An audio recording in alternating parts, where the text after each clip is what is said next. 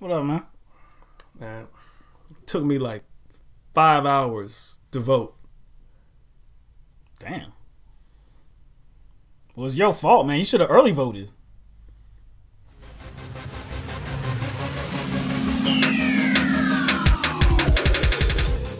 During this election season, there's been many reports of voter suppression in the states that have already voted. Arizona, probably more so than any other state, has had the most problems with this particular issue. So Arizona voted this past Tuesday, and the most populous county, Maricopa County, had 60 polling locations for their particular county, for all of their residents. So just for a little background, in 2012, the Maricopa County had 200 polling locations for its residents. In 2008, in that presidential election, in the primaries, they had 400 polling locations. So because they stripped the number down and cut it down to 60, many people were forced to sit in line for 3, 4, even 5 hours. There's another county, Pima County, that has a third of the population of Maricopa County. Maricopa County, like I said, the most populous county in Arizona, had 60 polling locations. Pima County, a third of the population, had 130 polling locations. More than double Maricopa County. That's absurd. That's absolutely absurd. So who's responsible for this is Maricopa County Recorder Helen Purcell. And this is what she had to say about why this happened, why the long lines happened. So, just to start, obviously you've heard of all of the frustration. Who's to blame for this, these long lines? Well, the voters for getting in line, maybe us for not having enough polling places, or as many as we usually have. But I think we've seen the hype in the last, I'd say, week to 10 days of the candidates, the national candidates coming here, which we haven't seen in past years. So I think that's kind of stirred everybody up, energized them. There's definitely high interest. Now, are you saying voters should have sent in ballots by mail because you're saying they're partly to blame for standing in line? Well, no, they're not to blame for standing in line, but they went to the polling places. They could have voted early, or, that was their option in this instance. So I don't mean to blame the voters. I think it's wonderful voters went to the polls. That's what we encourage them to do all the time. We've looked at voter turnout over the last several years has been very, very low. So the fact that they all showed up at the polling place, I think is wonderful. Now, the first thing that jumped out at me was the fact that she said she's seen the hype over the past few weeks. Now, you're telling me if you've seen the hype over the past few weeks, that wouldn't prompt some sort of red flag. That wouldn't prompt some sort of maybe some inclination. Yeah, voter turnout. Some extra probably going to be high. Some extra action on their part.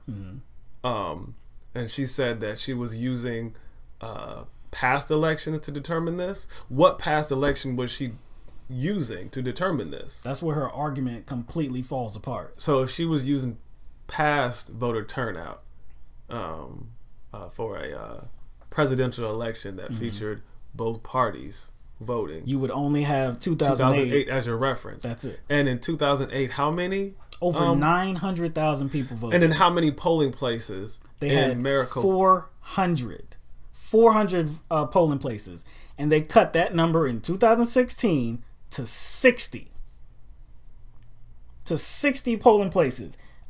Another thing she was talking about, well, at the beginning, she blamed voters. She blamed the voters. But then said she didn't blame the voters when asked a follow-up question. But she did. She said, she was asked specifically, who's to blame? Well, it's the voters for getting in line, and maybe us for not having enough polling places. Really? Just maybe us. Word? Just maybe us.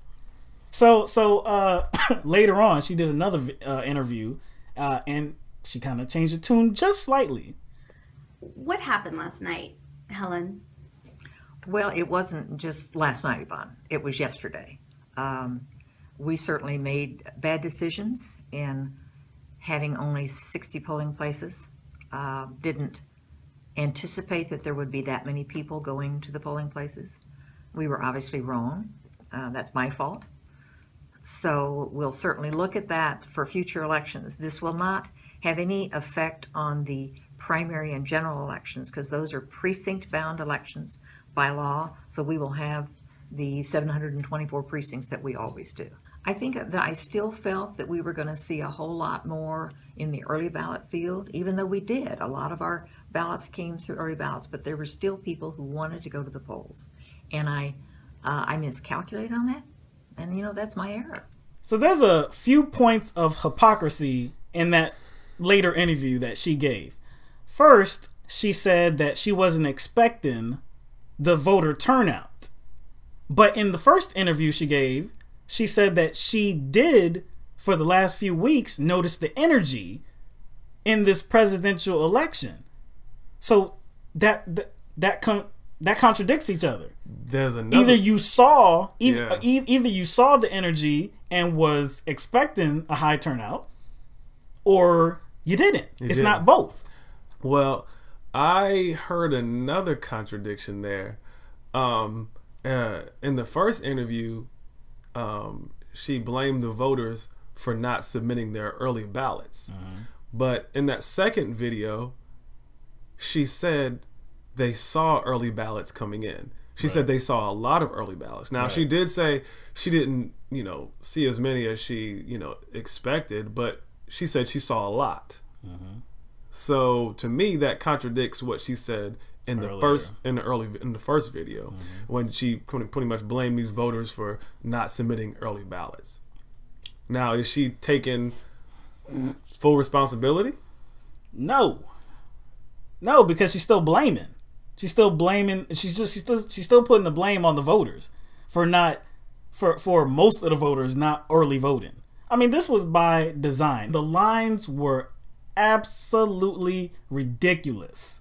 I've been in lines to poll, in polling locations before, but nothing like these. And these were for in the polling. I mean, the instances I'm talking about were for the general election, not primaries. I have never, ever been in a line like these in a primary election. I haven't seen lines like that since my family went to Disney World and we was trying to get on Space Mountain. Actually, that line was a cakewalk compared to the lines that we saw in Maricopa County. Yeah. I mean, when you see these lines, it's going to take hours and hours. And there's no way that everybody stayed in line. There were thousands of people that did not get to vote because either they were working and couldn't stay away from the job that long, or they just didn't want to be bothered with the hassle. Voting should be relatively easy. Yeah, why is voting such a hassle? Exactly. In 2016, with all of the progress we've made technologically, we're still dealing with stuff like this, and you're telling me it's just a mistake? Oops. It's not going to affect future elections, but oops. Oops on this one. Yeah. Now, there were even more cases of voter suppression. There were people that they said they were lifelong Democrats, but they were coming up in the system as either independent or Republican. So then they were given provisional ballots, but when they call back later, their ballots weren't going to be counted because they're still coming up in the system as either Republican or independent, and you have to be a Democrat to vote. What's the point of giving out a provisional ballot if it's not going to count? If it's not going to count anyway. There was clear suppression in Latino neighborhoods. Now, in Arizona, there's a large population of Latino voters. there were some Latino communities that didn't even have one polling location. Is that by accident? Was that by accident? I don't think so. I don't think so at all. So in response to this, the mayor of Phoenix and the governor, they are now calling for an investigation into, these claims of voter suppression. There's even a petition to the Obama administration to investigate Arizona for voter suppression. It's already reached the goal of 100,000 signatures for an official response from the administration. So we'll see what happens. People are calling for a do-over, and I can't say they're wrong. But this is what the problem is with our so-called democracy. This is just a question. Why are there closed elections? What's the sense in registering as a Democrat or Republican? Because in the general election, we don't have to do that. Mm-hmm. What is the sense in registering as a Democrat or Republican? All it does is disenfranchise the largest voting bloc in America, which is independents. Why don't you just open it up and let people choose who they want to choose? Isn't that democratic? I think the answer is low-hanging fruit, man. You know the answer to that. They want to get a statistical analysis of who's voting, so they'll know who to suppress. Sorry. This is a clear case of disenfranchisement, voter suppression, and it can't be allowed to stand. If we accept this, what won't we accept?